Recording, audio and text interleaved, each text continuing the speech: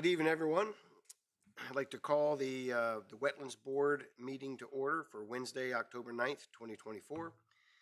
The responsibility of this board is to carry out locally the Commonwealth policy to preserve the wetlands and to accommodate economic activity so as not to prevent their despoliation. Can I get a roll call, please, Mr. Wilson?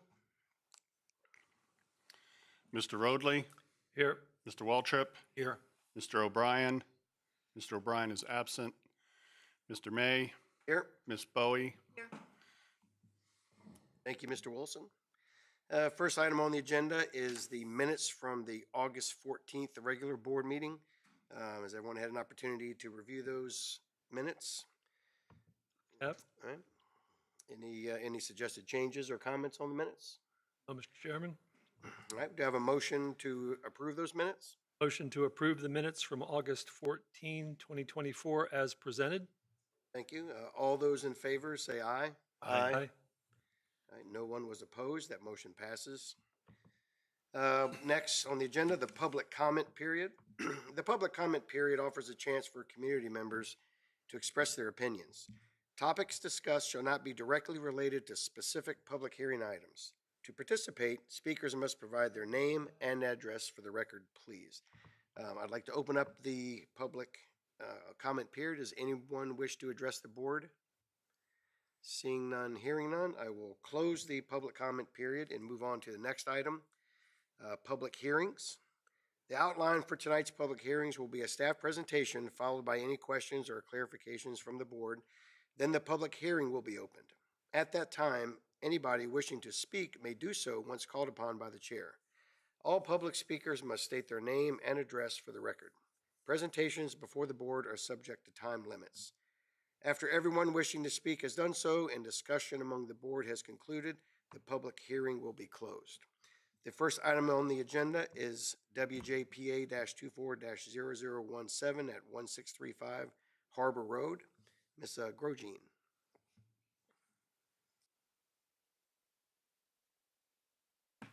Mr. Chairman, members of the board, Emily Grogine, Watershed Planner, presenting WJPA 24-0017. Mr. Randolph Carnell of Living Shorelines LLC has applied for a wetlands permit on behalf of Miss Ann Ingram of Governor's Land Foundation for the installation of a living shoreline on property located at 1635 Harbor Road within the James River watershed. Here you can see that outline for the James River watershed here. The parcel itself, as you can see in blue, is kind of large and all over the place, so to speak, but the actual proposed work area is actually down here. I'll zoom in on that a little bit right here for you. Here's the existing topography. It's right along the James, so pretty, at sea level. The applicant is proposing to construct a 60 linear foot riprap sill with beach nourishment to mitigate shoreline erosion occurring on the property. As you can see here, this is the shoreline around 1990, right before the installation of that existing riprap groin. In the most recent aerial photography from February of last year, as you can see, it's significantly eroded, roughly 50 feet or so. The area landward of the sill, approximately 1,325 square feet, is proposed for beach nourishment and to be planted. The project is proposed between mean low water and mean high water, therefore this project must be heard by the board. As you can see, it also resides within the floodplain. This is the proposed site plan here. This is that existing riprap groin here. They're going to tie in right here with this riprap sill, and then this entire area here is going to involve beach nourishment and the associated plantings. Existing conditions of the property include an existing riprap groin and an eroding shoreline. In 1990, the Governor's Land at Two Rivers applied for a wetlands permit for the installation of a breakwater and riprap, VMRC 1990-0953. While staff cannot locate internal records for this work, aerial photography does indicate that the existing riprap groin has been in place since 1990. The Governor's Land at Two Rivers shoreline in this area has eroded more than 50 feet since 1990. And we have mean low water here, mean high water, the proposed beach nourishment, and that proposed riprap sill and the existing riprap groin. As published in the Virginia Register on July 11th, 2005, the revised Wetland Mitigation Compensation Policy and Supplemental Guidelines, Regulation 4 VAC 20-390-10, Virginia, as a Chesapeake program partner, is committed to achieve a no net loss of existing wetlands acreage and function in the signatories' regulatory programs. In order for a proposed project to be authorized to impact wetlands and compensate for the wetland loss in some prescribed manner, the following three criteria must be met. All reasonable mitigative efforts, including alternative sitting, which would eliminate or minimize wetland loss or disturbance, must be incorporated in the proposal. The proposal must clearly be water dependent in nature, and the proposal must demonstrate clearly its need to be in the wetlands and its overwhelming public and private benefits. If the proposed project cannot meet one or more of the above criteria, the project must be denied or must occur in areas outside of wetlands. Should it satisfy all three criteria, however, compensation for the wetland loss is required. The sequence of acceptable mitigation options should be as follows: on-site, off-site within the same watershed, mitigation banks in the same watershed, or a payment of an in lieu of fee. If compensation is required, it should be a condition of the permit. Staff has reviewed this application and finds that this project meets the three criteria outlined above. The applicant has proposed the gain of 1,275 square feet of wetlands through the planting of Spartina patens within the tidal range on a 1.5 foot by 1.5 foot spacing. Staff will require mitigation surety as an approval condition to ensure these plantings.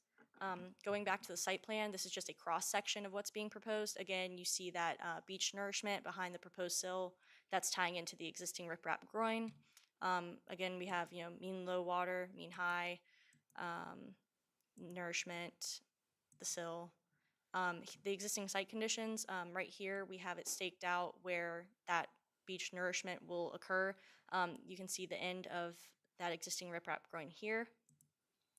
This is just a shot kind of walking along that shoreline there, looking out where that riprap sill will be installed. Again, you see the stakings out in the water here. Just moving further left, and then down to the end here. This is just a shot from the other side, just to give you a better idea of what the existing riprap groin looks like that the proposed sill will be tying into. You can see some tree roots here, just to kind of give you an idea of just how severe the erosion is currently on this site. The three criteria, as I previously stated. In terms of staff recommendations, we've reviewed the above application and recommend approval of the application as presented. Should the board wish to approve the application, we suggest the following conditions be incorporated into the approval, as you see listed here, specifically a surety of $3,000 to guarantee the proposed mitigation plan. The wetlands permit for this project shall expire on October 9th, 2027 if construction has not begun. If an extension of the permit is needed, a written request shall be submitted to the Stormwater and Resource Protection Division no later than August 28th, 2027, which is 6 weeks prior to that expiration date. If you have any questions, I'd be happy to take them at this time. Thank you, Ms. Gerging. Any questions? Sir,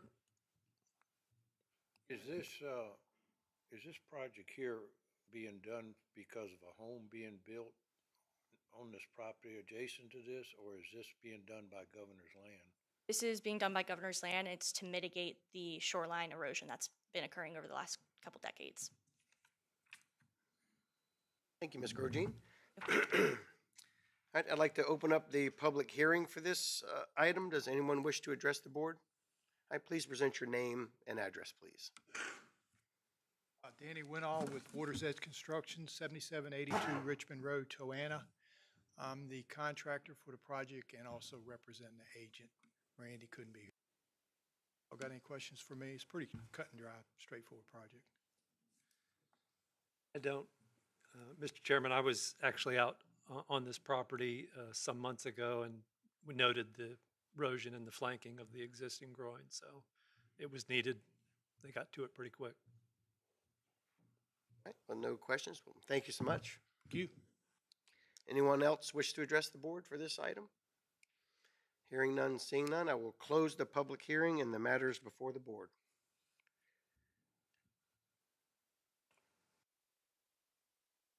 Chairman, I, as I said, noted the site conditions. Think it's an appropriate remedy for the shoreline loss. I would be in support of the application. I agree. Any other, do I have a motion? Motion to adopt the resolution to grant the permit request for Wetlands Board case WJPA 240017. Mr. Wilson, we have a motion to adopt the resolution. Motion to adopt, Mr. Roadley, Yes. Mr. Waltrip, Yes. Ms. Bowie, Yes. Mr. May. Yes. Motion passes 4-0. Thank you, Mr. Wilson. Next on the agenda, I'm not aware of any board considerations or matters of special privilege. Do I have a motion to adjourn? So moved. Right, all those in favor say aye. Aye. All right, none opposed. We are adjourned. With that, I'll call to order the Wednesday, October 9, 2024 session of the Chesapeake Bay Board. The responsibility of this board is to carry out locally the Commonwealth policy to protect against and minimize pollution and deposition of sediment in wetland streams and lakes in James City County, which are tributaries to the Chesapeake Bay. Roll call, Mr. Wilson? Mr. Roadley, Yes. Mr. Waltrip, Here. Mr. O'Brien. Mr. O'Brien is absent. Mr. May, Here. Ms. Bowie. Here. We've had a chance to review the minutes from the August 14 meeting. Any changes or additions? Yes, sir. Do I have a motion? Motion to approve the minutes from August 14th, 2024 is presented. All in favor, say aye. Aye. Aye. Opposed? Motion carries.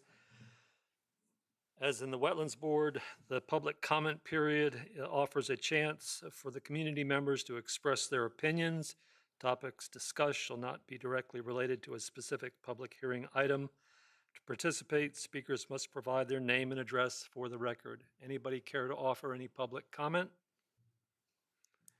Hearing none, we'll close the public comment period. Move on to public hearings.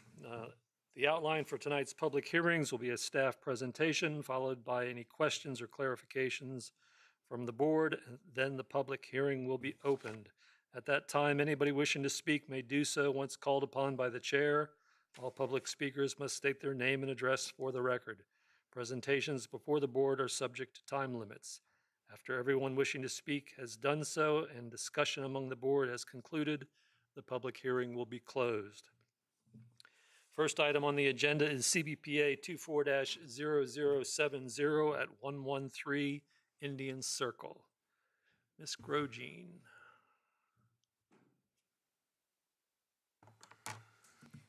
Mr. Chairman, members of the board, Emily Grogine, Watershed Planner, presenting CBPA 24-0070. This proposal is for the construction of an attached deck. Mr. Jim Duguay of Performance Contracting Incorporated has applied for a Chesapeake Bay exception for encroachments into the RPA buffer for the construction of an attached deck located at 113 Indian Circle within the Poplar Creek subdivision in the Skiffs Creek watershed. This parcel was platted in 1958 prior to the adoption of the Chesapeake Bay Preservation Ordinance. Just as a note, the home that's on this proposed site plan is under administrative approval and is not within the board's jurisdiction.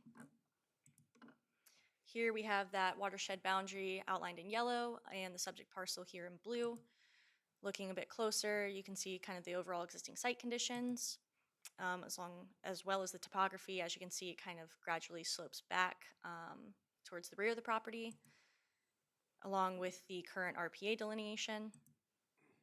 And this is the current site plan, including the mitigation plantings.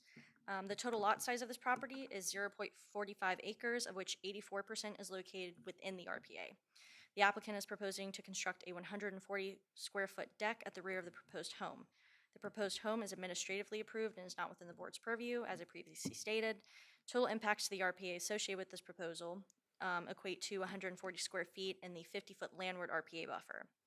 Required mitigation for this amount of impervious impacts equals 1/2 planting unit for the proposed deck. The applicant has provided a mitigation plan equaling 3 planting units, or 3 canopy trees, 6 understory trees, and 9 shrubs, therefore satisfying county mitigation requirements for both the home and deck. As you can see here, outlined in yellow is that proposed deck, and then in green here we have those mitigation plantings, canopy trees, understory, and shrubs. You have the edge of the wetlands here delineated along with that 50-foot RPA buffer. So as you can see, aside from a couple of proposed mitigation plantings, the applicant intends to stay out of that 50 seaward buffer. And then here we have that proposed single-family dwelling, which again is under administrative approval. Looking a bit closer, just to give you a better idea of kind of where everything is within that 50-foot landward buffer. As you can see, the deck, again, plantings, all that fun stuff. The existing site conditions include this fenced-in area, which is going to be removed. But just to kind of give you an idea of where that deck's going to be in the back here, looking from the front of where that proposed single-family home will be going. Just kind of looking along to the right of the lot here, kind of moving along that right side. Again, that deck's going to be right about here where that fence is going to be removed. Just some flag. You can't really see one of the ones back there in pink, but just to give you an idea of where these wetlands are flagged in this general vicinity. And then again, kind of looking to that back where that deck's going to go right about here. And then again, just another shot showing again where that deck will be going. Staff has evaluated the application and exception request for the construction of an attached deck. This application meets the ordinance conditions in sections 23-11 and 23-14 and should be heard by the board because the construction of a deck is accessory in nature. The board may grant exceptions to section 23-7 if the application meets the following 5 conditions outlined in front of you. Staff has reviewed the application and exception request and has determined the impacts associated with the proposal to be minor for the proposed development. Staff recommends approval for this exception request, and if the board wishes to approve the request, staff recommends the following conditions be incorporated into the approval. Applicant must obtain all other necessary federal, state, and local permits as required for the project. The applicant must submit a surety of $2,000 in a form acceptable to the James City County Attorney's Office to guarantee the proposed mitigation plan equaling 3 planting units. And the exception request approval will become null and void if construction has not begun by October 9th of 2025. And the request for an extension must be submitted in writing 6 weeks prior to the expiration date, which is August 28th, 2025. If you have any questions, I'd be happy to take them at this time. Any questions for Emily? Thank you very much.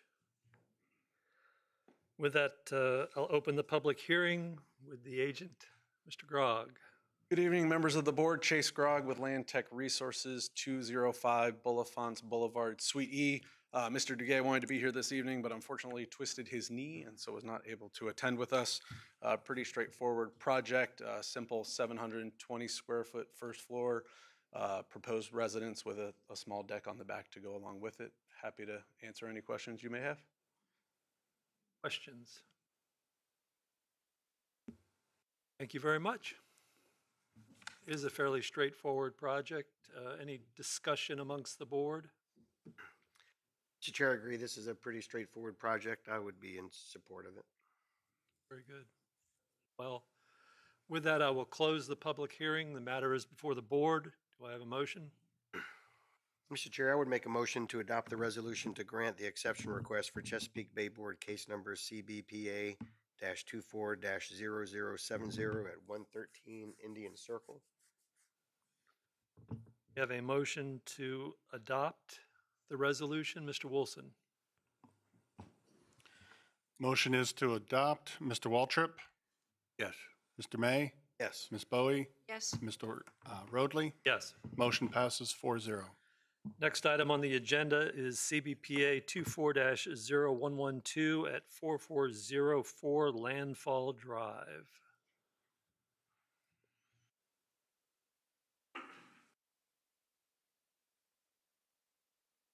Chairman, members of the board, Emily Grogine, Watershed Planner, presenting CBPA 24-0112. Mr. Richard Shea of Eastwood Homes has applied for a Chesapeake Bay exception on behalf of Eastwood Homes of Richmond LLC for encroachments into the RPA buffer for the construction of a deck located at 4404 Landfall Drive within the landfall at Jamestown subdivision and the Powhatan Creek watershed. The parcel was platted in 2001 after the adoption of the Chesapeake Bay Preservation Ordinance. As you can see here, there's that outline for the Powhatan Creek watershed with the subject parcel in blue here. Looking a bit closer, just to give you an idea of the current aerial conditions of the property, along with the topography. As you can see, it just gradually slopes off to the water there. and the current RPA buffer, along with conservation easement. It's worth noting that there will be no disturbance within that conservation easement. We're just talking about the landward 50-foot RPA buffer being impacted. There's also floodplain, but none of the proposed work will be occurring within that. Here's just an overall glance at the site plan. In yellow is the portion of the proposed deck that is encroaching into that RPA buffer. The limits of disturbance do run along that conservation easement. So again, disturbance within the conservation easement is not an issue. Looking a bit closer again, just that portion of the deck that is encroaching within the 100-foot RPA buffer right there, along with the proposed mitigation plantings by the applicant. Similarly to the previous case, the proposed single-family dwelling on this site is within administrative approval, so it is outside of the board's purview. Just some existing photos of the site, just kind of showing the back here where that deck is going to be built and the portion of which it's going to be encroaching into. As you can see, they're not going anywhere near that slope in the back, and they're staying out of the 50 seaward. Just another angle of where that proposed deck's going to be, along kind of with a similar photo just showing the staking, and with this running line here showing limits of disturbance. The total lot size of this property is 1 acre, of which 78% is located within the RPA. The applicant is proposing to construct a 140 square foot deck at the rear of the home. Total impacts to the RPA associated with this proposal equate to 35 square feet of impervious impacts in the 50-foot landward RPA buffer, with an additional 272 square feet of clearing impact for the construction of the home. Required mitigation for this amount of impervious impacts equals 1/2 planting unit or 6 shrubs. The applicant has provided a mitigation plan proposing 1 planting unit equal to 1 canopy tree, 2 understory trees, and 3 shrubs, therefore exceeding county mitigation requirements. Staff has evaluated the application and exception request for the construction of a deck. This application meets the ordinance conditions in sections 23-11 and 23-14 and should be heard by the board because the construction of a deck is considered accessory in nature. The board may grant exceptions to section 23-7 if the application meets the following 5 conditions outlined above. Staff has reviewed the application and exception request and has determined the impacts associated with the proposal to be minor for the proposed development. Staff recommends approval for this exception request, and if the board wishes to approve the request, staff recommends the following conditions be incorporated into the approval. Applicant must obtain all other necessary federal, state, and local permits as required for the project. The applicant must submit a surety of $500 in a form acceptable to the James City County Attorney's Office to guarantee the mitigation plan equaling 1 canopy tree, 2 understory trees, and 3 shrubs. And this exception request approval will become null and void if construction has not begun by October 9th, 2025, and written requests for an extension to an exception must be submitted to the SRP division no later than August 28th, 2025, which is 6 weeks prior to that expiration date. If you have any other questions, I'd be happy to take them at this time. Questions for Emily? Thank you very much. With that, I will open the public hearing. Would the applicant or their agent care to address the board?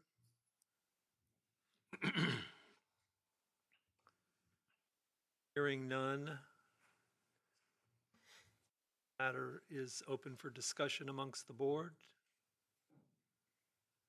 As with the previous case, a fairly minimal encroachment. I concur, Mr. Chair. I would be inclined to approve this request. With that, I will close the public hearing. The matter is before the board.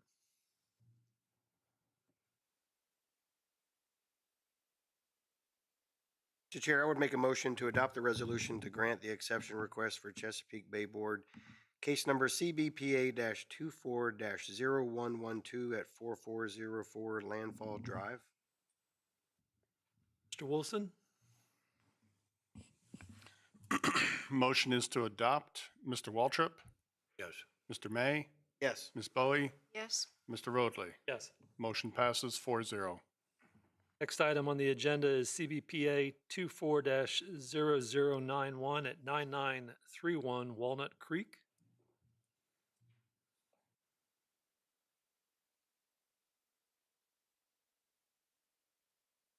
Mr. Chairman, members of the board, Emily Grogine, Watershed Planner, presenting CBPA 24-0091.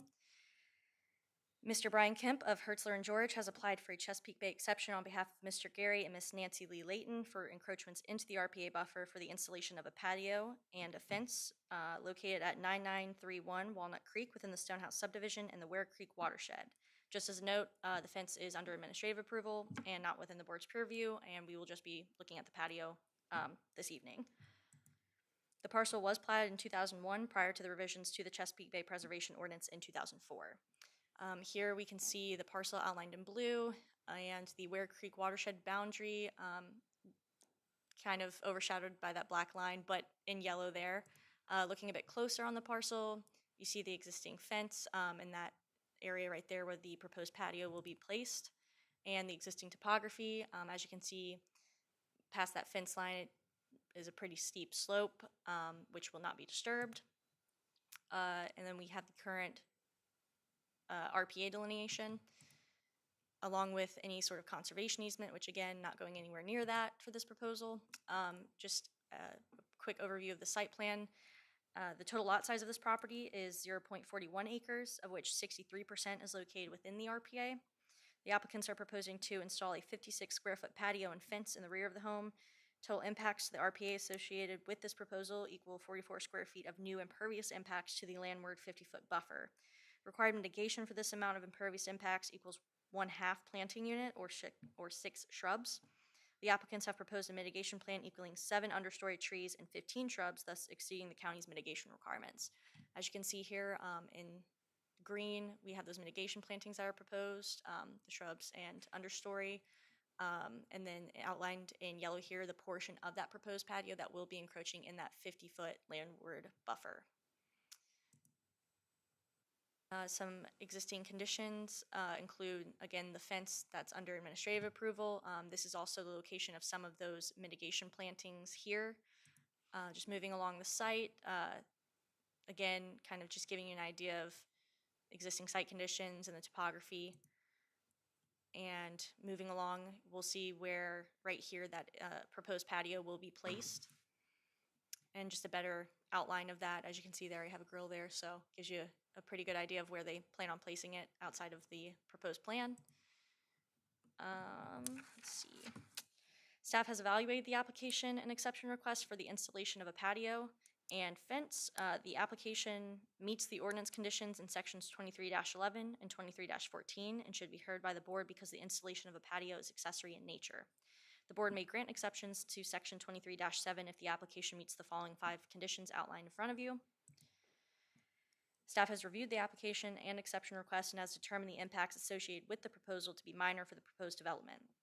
Staff recommends approval for this exception request, and if the board wishes to approve the request, staff recommends the following conditions be incorporated into the approval. Applicant must obtain all other necessary federal, state, and local permits as required for the project. Applicants must submit a surety of $500 in a form acceptable to the James City County Attorney's Office to guarantee the mitigation plan equaling 7 understory trees and 15 shrubs. The exception request approval will become null and void if construction has not begun by October 9th of 2025. Written request for an extension to an exception must be submitted to the SRP division no later than August 28th, 2025, which is 6 weeks prior to the expiration date. If you have any other questions, I'd be happy to take them at this time. Any questions for Emily? Thank you. With that, I will open the public hearing. Would the applicant or their agent care to address the board? Or anyone else? Hearing none, the matter is before the board. Forward like this. Oh, we're getting off easy tonight. Yep, very straightforward, 44 square feet of impervious, and they've really exceeded their planting units by quite a bit. I would support this. I will close the public hearing. The matter is before the board.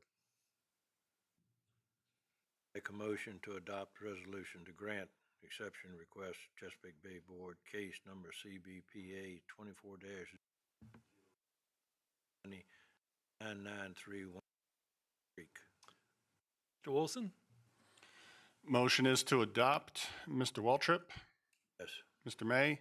Yes. Ms. Bowie? Yes. Mr. Roadley? Yes. Motion passes 4-0. Next item, excuse me, on the agenda is CBPA 24-0079 at 7734 Richmond Road.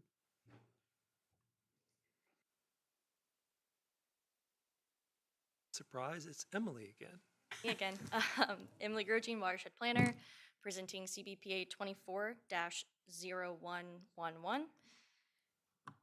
Mr. Chase, I pulled up the wrong staff report, just a moment.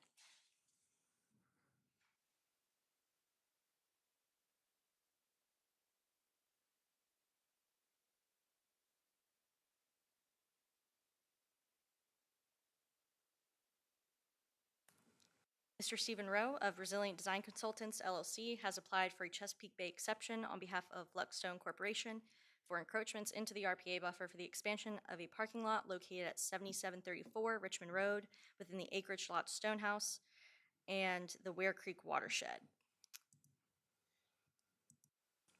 This parcel was platted in 1999 prior to the revision to the Chesapeake Bay Preservation Ordinance in 2004. As you can see here, this parcel is right along that Ware Creek watershed boundary.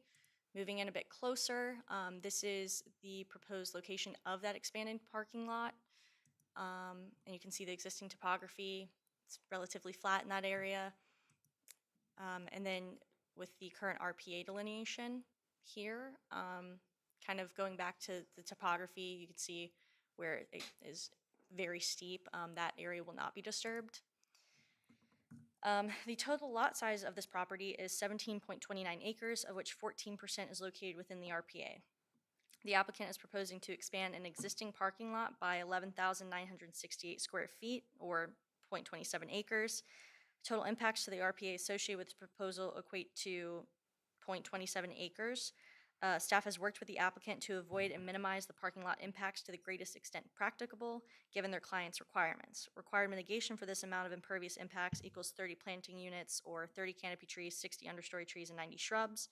As the property is zoned for industrial use and there are no previously impacted RPA areas to restore, the county is proposing the applicant pay an amount equal to $15,000 or another amount as determined by staff into the county's Chesapeake Bay Mitigation Fund as the mitigation for this project. Looking at the staff report, the site plan here, outlined in red is that 100-foot RPA buffer. The blue shows the limits of disturbance for this project. As you can see in between those, that is where that expanded parking lot will be impacting the 50 landward RPA buffer. No disturbance is to occur within the 50 seaward.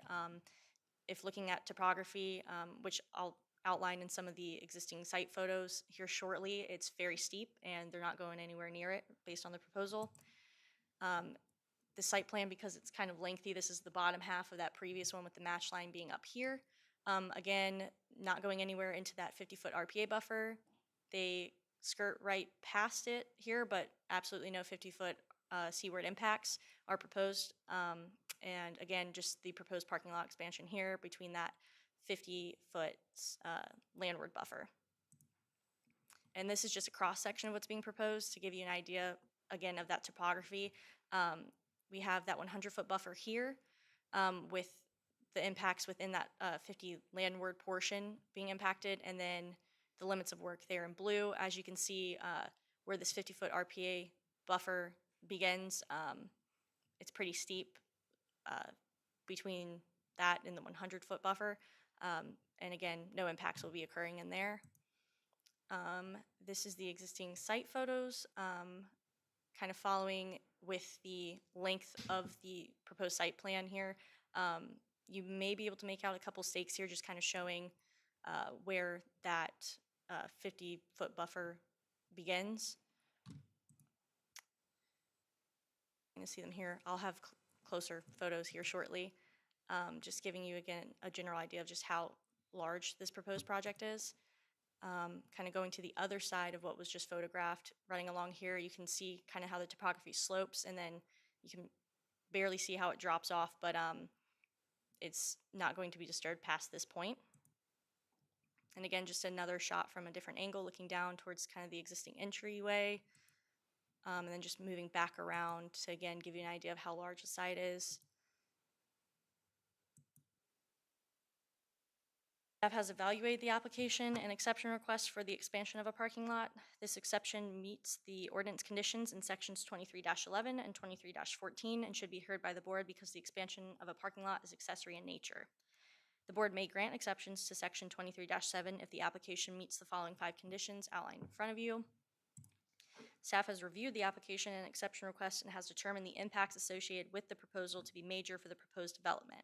Staff recommends approval for this exception request, and if the board wishes to approve the request, staff recommends the following conditions be incorporated into the approval.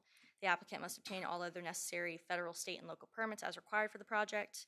The applicant must pay an amount equal to $15,000 or another amount as determined by staff into the county's Chesapeake Bay Mitigation Fund as mitigation for the project. The exception request approval will become null and void if construction is not begun by October 9th, 2025, and any written request for an extension to this exception must be submitted to the SRP division no later than August 28th, 2025, or 6 weeks prior to the expiration date. And I misspoke. It's correct up there. It should be a 2-year approval with it expiring in 2026, not 2025. But if you have any other questions, I'd be happy to take them at this time. Questions for Emily? I have one. How is stormwater treated on this facility, and will this area, once it's built, drain through a stormwater management facility? The applicant is actually here and plans on giving a presentation that involves some proposed BMP, so Thank you. I'll be sure to answer your question. Any other questions for Emily? Thank you very much. With that, I'll open the public hearing. Would the applicant or their agent care to address the board?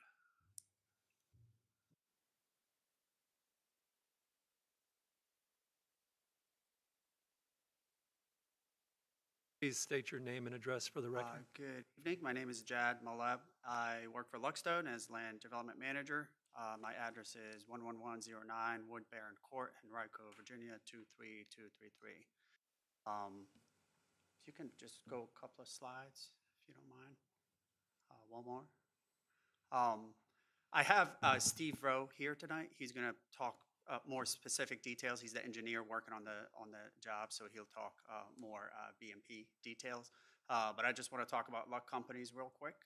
Luck Companies is a family-owned and operated business.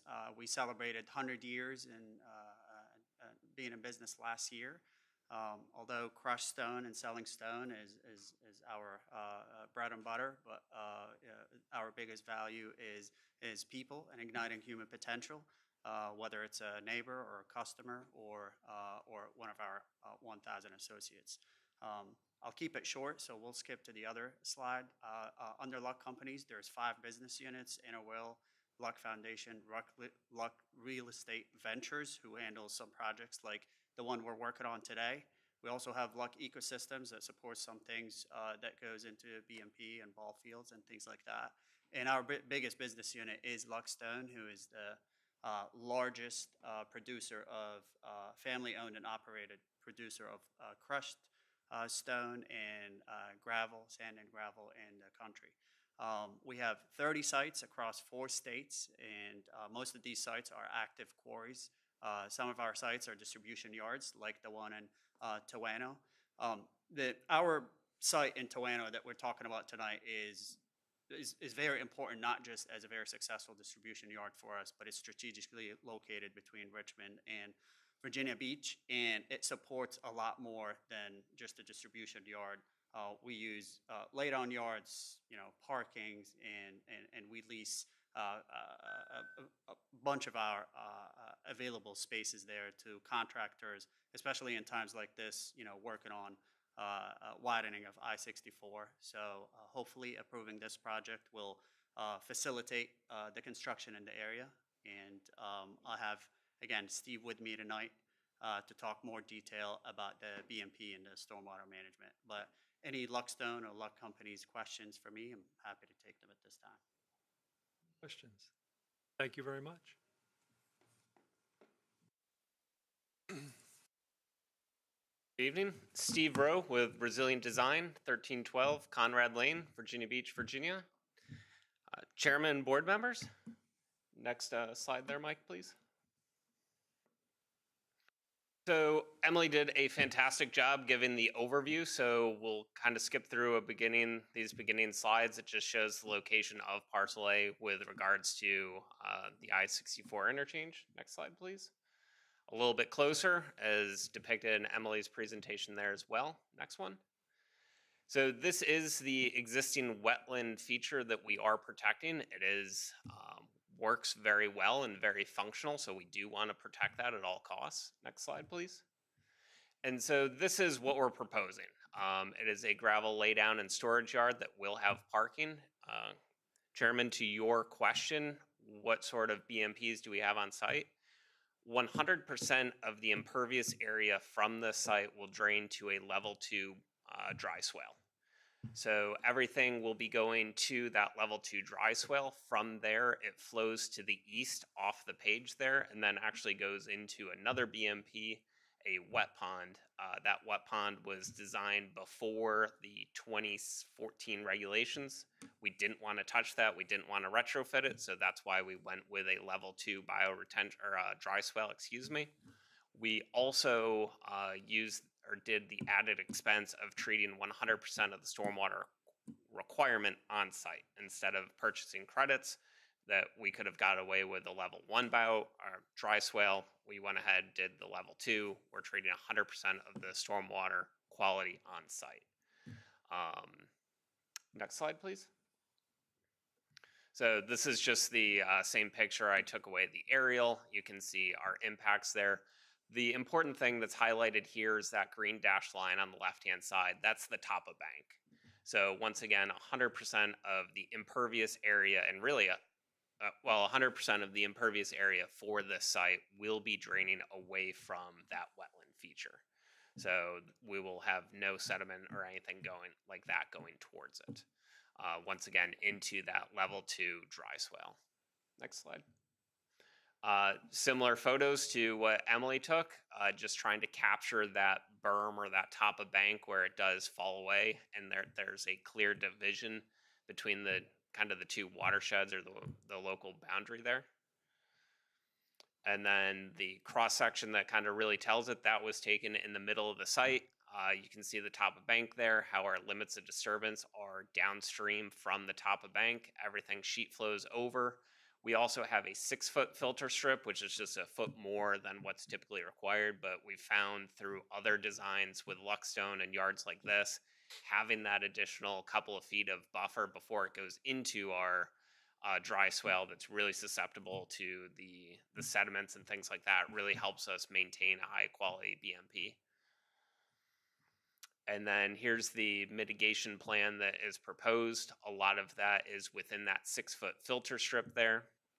And this also includes some of the screening that is required by the county as well. We're required to screen this project from the adjacent properties. Even though we own 2 of those adjacent properties, we're required to screen from it. So in conclusion, as I said, 100% of the impervious area will sheet flow away from the wetland feature, will flow into a level 2 dry swale. And with that, if you have any questions, I'm more than happy to answer them. Any questions for Mr. Rowe? Thank you very much. Thank you. Would anybody else care to address the board on this matter? Being none, the matter is before the board. Board? With Luckstone in years back, and Luckstone always do a very good job on maintaining their properties and the flow of water, stormwater and stuff on their projects. So I do know that they've done a real Waltrip? Any other comments, discussion? I like the fact that they are directing the stormwater away from the stream feature on that property, and I would be inclined to support this I think the project. encroachment is minimal, given the extent of the project, and I would agree with you that sloping it away helps, treating it and then treating it again also helps. There's no other discussion. I will close the public hearing. The matter is before the board. Do I have a motion? make a motion to adopt a resolution to grant the exception request of Chesapeake Bay Board, case number CBA 24-0079 at 7734 Richmond Road. Mr. Wilson. Motion is to adopt. Mr. Waltrip? Yes. Mr. May? Yes. Ms. Bowie? Yes. Mr. Roadley? Yes. Motion passes 4-0. Next item on the agenda is CBPA 24-0111 at 4025 South Riverside Drive. Mr. Grog. Oh, excuse me, Emily. Sorry. Not yet. Don't worry, she's got to go first. Surprise me again. Emily Grogy, Watershed Planner, presenting CBPA 24-0111. Mr. Chase Grog of Land Tech Resources Incorporated has applied for a Chesapeake Bay exception on behalf of Mr. Gary W. and Ms. Deborah L. Besner for encroachments into the RPA buffer for the construction of an attached garage, shed, and driveway expansion located at 4025 South Riverside Drive and 4027 South Riverside Drive within the Chickahominy Haven subdivision and the Yarmouth Creek watershed. They do intend on dissolving the property line between the two parcels to make it one larger parcel, but for the purposes of how it currently is now and for this presentation, I'll be treating them still as kind of two separate parcels, both of which were platted in 1959 prior to the adoption of the Chesapeake Bay Preservation Ordinance in 1990. Here you can see both parcels. It's kind of a blob right here, but both outlined in blue within that Yarmouth Creek watershed boundary in yellow here. Moving in a bit closer, you have 4027 South Riverside Drive here and 4025 here, along with the topography, which pretty flat. That's not the right photo. I don't know why. But the RPA buffer comes up significantly on the properties. You can see here that 100-foot buffer right there. That's the only portion of both properties that is not within the RPA buffer. You can see in yellow the proposed driveway expansion along with the proposed garage. The total lot size of 4025 South Riverside Drive is 0.31 acres, of which 100% is located within the RPA. And the total lot size of 4027 South Riverside Drive is, again, 0.31 acres, of which 87% is located within the RPA. The applicants are proposing to expand their existing driveway, construct an attached garage, and relocate an existing shed.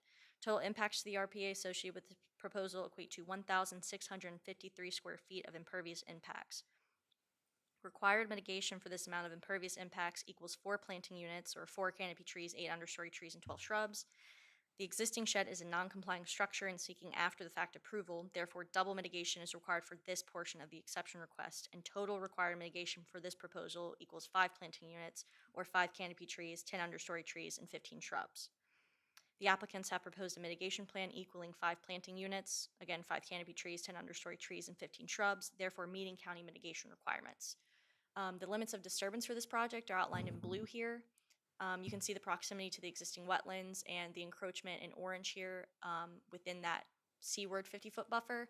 The existing shed's located here and is being proposed to be moved back here behind that proposed garage. Just looking at it a bit closer to give you a better idea of, again, where these impacts are occurring within the RPA buffer, along with the proposed mitigation of the canopy trees, understory trees, and shrubs, equaling 5 units. Here's that existing shed in its existing location, or current location, I should say.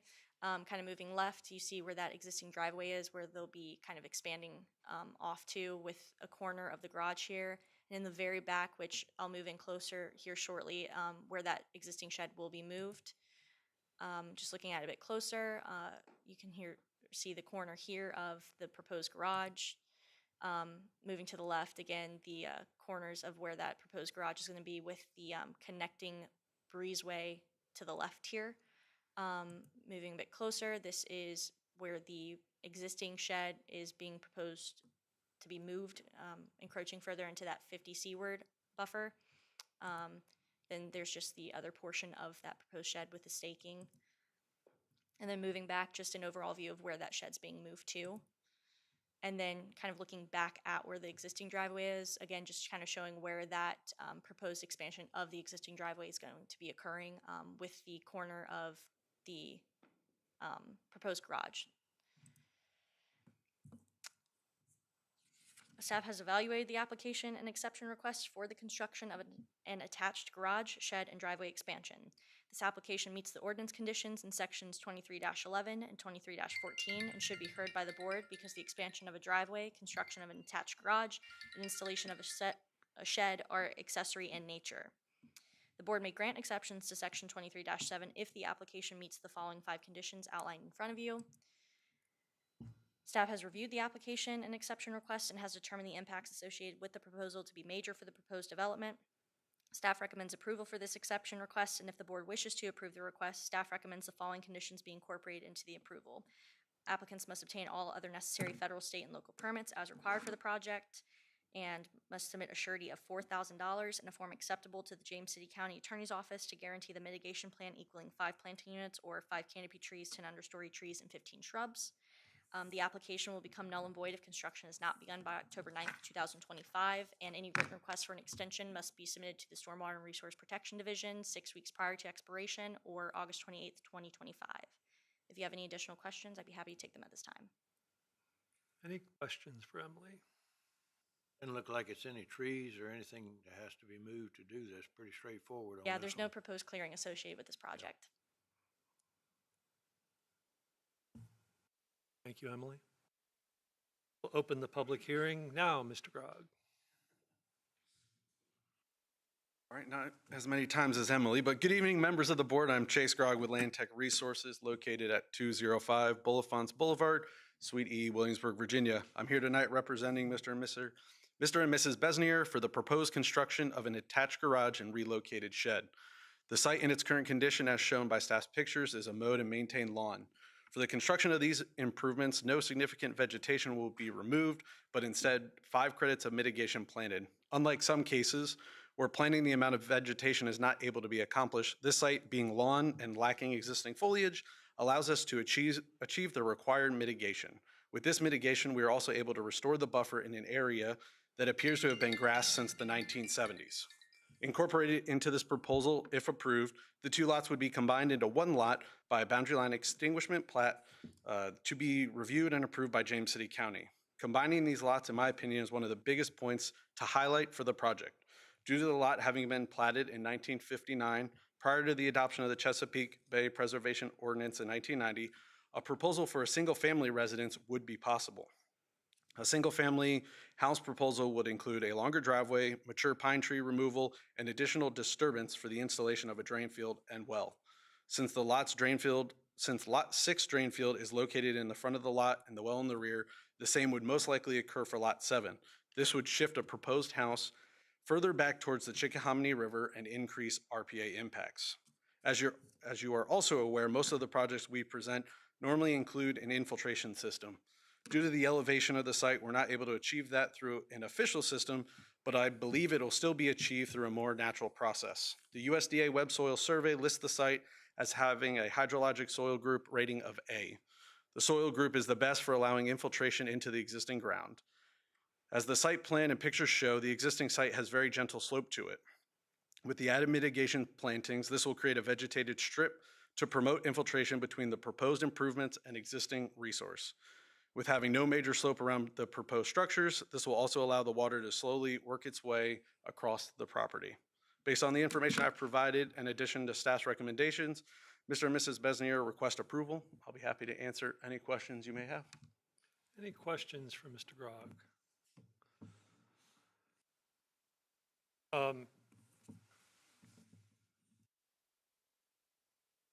The relocated shed,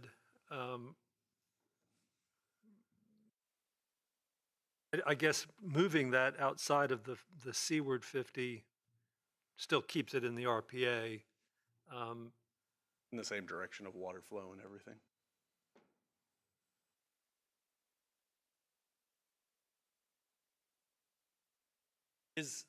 Is the planting plan to create a natural area, or will that be maintained behind The it? plan is for that to just be a natural area. Kind of as mentioned, restoring something that's over there. I mean, it's pretty,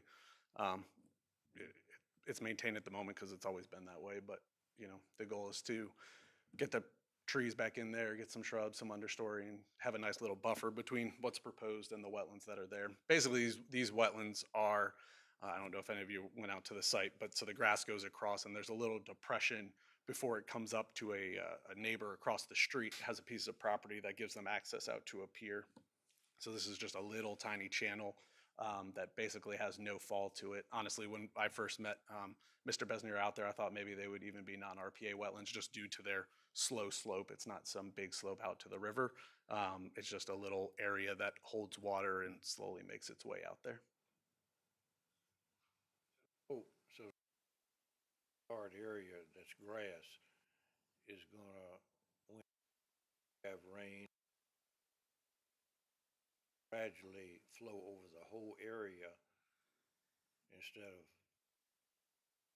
Correct. Yeah, I mean, it'll be an A-frame roof, so it'll be able to sheet flow across what's there. It's a nice sandy soil, so, yes, during an extreme heavy rain, there may be some sheet flow, but no channelized flow. It's going to go in a lot of directions and most likely infiltrate significantly. We had A-class soils on a lot of our projects. Agreed. Any other questions for Mr. Grog? Thank you, sir. Seeing as Mr. Besnier is the only other person in the audience, I don't think I will, anybody else choose to speak unless, of course, you would like to address the board? Okay. With that, I'll bring the matter back to the board for discussion.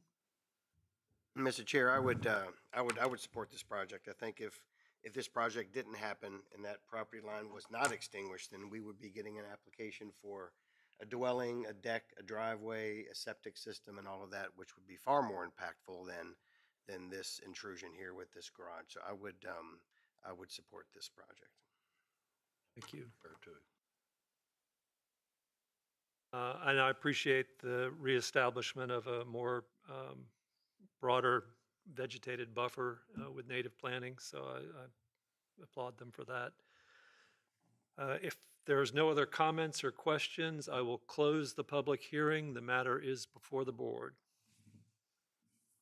Mr. Chair, I would make a motion to adopt the resolution to grant the exception request for Chesapeake Bay Board case number CBPA-24-0111 at 4025 South Riverside Drive. Mr. Wilson. Motion is to adopt. Mr. Waltrip?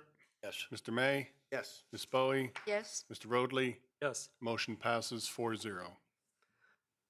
That concludes our public hearings. I don't see anything under board considerations or matters of special privilege. Do we have a motion to adjourn? Motion to adjourn?